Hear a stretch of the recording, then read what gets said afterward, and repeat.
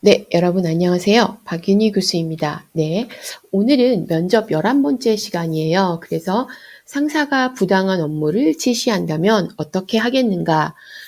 라는 면접 질문에 대해서 어떻게 답변하는 것이 좋겠는가? 하는 내용을 살펴보도록 하겠습니다. 사실 되게 껄끄러운 질문이에요. 이 면접 질문은. 그렇죠, 여러분들? 네, 반드시 답변 준비하시고 참여하셔야 됩니다. 면접에. 네. 상사가, 이거는 다른 유형의 질문이 없죠. 그냥 상사가 부당한 업무를 지시한다면 어떻게 하겠는가? 라는 질문밖에 없죠. 어, 사실, 이게 면접이 트렌드가 있다 이렇게 표현하기는 어려운데, 이제 그 인사관리 이론에 따라서 이론이 좀 변화하면서 면접 형식 이런 것도 많이 변화해요.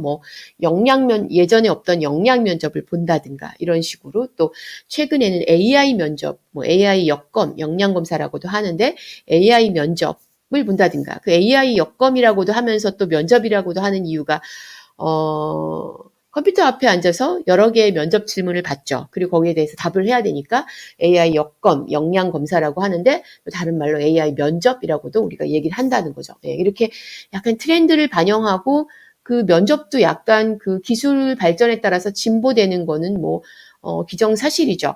그런데 답변이 좀 과거와 달라지는 그런 면접 질문들도 있는데 그 중에 하나가 이거예요. 상사가 부당한 업무를 지시한다면 사실 예전에는 10여 년 전, 몇 년 전만 해도 상사가 일을 시키면 그만한 이유가 있을 것이다. 그냥 따른다. 보통 이렇게 답을 했었어요. 원래 그게 맞는 얘기로, 이렇게 우리들, 이론적으로도 그렇게 얘기를 했었단 말이죠. 근데 요새는 그렇게 얘기하면 안 돼요. 예. 그러니까 이게 좀 달라졌어요. 트렌드가. 그래서 과거에 7, 8년 전? 이렇게 오래 전에는 상사가 부당한 업무를 지시한다면 어떻게 하겠는가? 그러면 상사는 업무 경험도 많고, 그쵸? 회사에서 일을 오래 해본 사람이기 때문에 그 사람이 그렇게 지시하는 데는 그만한 이유가 있을 것이다. 그러니 일단 따르고 보겠다. 이렇게 답을 하는 추세였단 말이죠. 근데 지금은 그렇게 하면 큰일 납니다. 예, 그렇게 답하시면 안 돼요. 그래서 지금 첫 번째 뭐라고 썼습니까? 여기에 상사의 지시기 때문에 무조건 따른다? 어때요? 퀘스천 마크를 좀 붙여놨죠? 과연 그럴까? 그렇지 않다. 이렇게 보셔야 합니다. 그렇게 대답하시면 절대로 안 돼요. 그리고 이 부당한 업무라는 게 굉장히 모호할 수 있어요. 그렇죠? 이 부당하다는 개념 자체가 좀 정의 내림이 필요해요. 그러니까 이제 면접관이 상사가 부당한 업무를 지시한다면 어떻게 하겠는가? 이렇게 얘기하면, 부당한 업무는 제 생각에 비윤리적인 것과 불법적인 것을 말한다고 생각합니다. 이렇게 먼저 데피니션 하고 대답하셔야 돼요. 그러니까 부당하다는 게 불법적이거나 비윤리적인 건 아닌데 내 능력에 너무 버거운 걸 일을 하라고 지시를 내렸다든가 이런 것까지 포함해버리면 답변의 범위가 너무 넓어진다는 거예요. 그렇게 하면 내가 답변을 제대로 잘 할 수가 없어요. 그리고 면접관이 왜 이 질문을 하는가에 대해서도 우리가 좀 생각해 보면서 그 부분을 우리가 조금 가지를 쳐내고 굉장히 단순화시킨 다음에 답을 해야 내가 제대로 옳은 답을 해서 면접관들을 설득시킬 수 있는 거예요. 그러니까 먼저 부당한 업무에 대한 정의 내림을 시작하십시오. 이 질문이 나오면. 그래서 면접관이 상사가 부당한 업무를 지시한다면 어떻게 하겠습니까? 저는 부당한 업무는 비윤리적인 것과 불법적인 것을 포함하는 업무라고 생각합니다. 이렇게 개념 정의부터 먼저 하세요. 명확하게. 그럼 면접관과 지원자인 여러분들이 이제 같은 내용을 보고 여러분들은 답을 하고 면접관은 그 내용에 대한 답을 듣게 되는 거예요. 이렇게 서로가 우리가 동상이몽이라는 표현을 쓰잖아요. 같은 것을 보지만 서로 다른 어떤 생각을 가지고 있는 거. 근데 그러면 안 된다라는 거예요. 그러면 좋은 면접 답을 할 수가 없어요. 그러니까 면접관과 여러분이 같은 내용을 가지고 함께 공유할 수 있어야 돼요. 그래서 제일 먼저 하셔야 될 것은 데피니션 내리세요. 부당한 업무가 무엇인지에 대해서.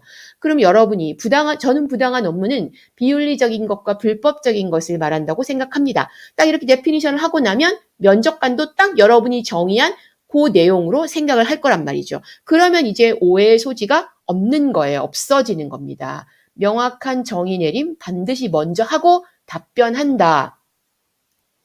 그리고 불법적인 것과 비윤리적인 것을 시키면 여러분들 그걸 수용해서 되겠습니까? 아니, 이제 정의 내림에서 이미 답은 나오는 거예요. 예, 수용하면 안 되죠.